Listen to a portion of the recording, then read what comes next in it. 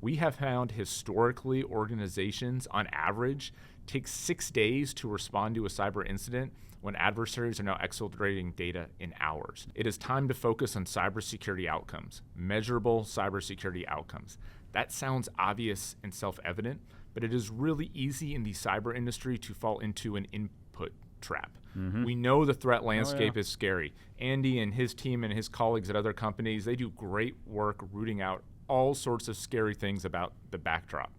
And so as a result, what do? Well-intended efforts across government and industry, new requirements, new funding streams to deploy this thing or deploy that thing. And so we've gotten really good at well-intended and incrementally helpful efforts to invest in cyber defense and create new requirements for tooling and sensors.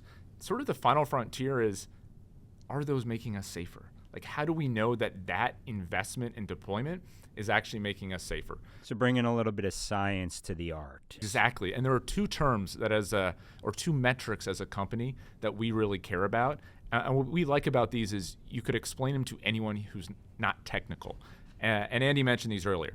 Mean time to detect and mean time to respond. MTTD and MTTR. Those terms describe exactly what you think they describe. How long does it take an organization to detect something might be anomalous? And then how long does it take for you to fully respond and recover from that?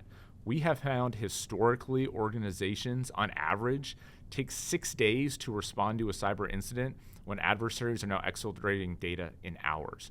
We can actually have real-time statistics around mean time to detect and mean time to respond.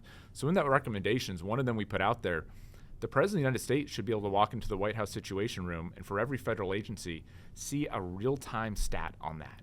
What is our detection and response time? That is a huge departure from helpful, well-intended previous efforts that produce sort of annual scorecardy type things.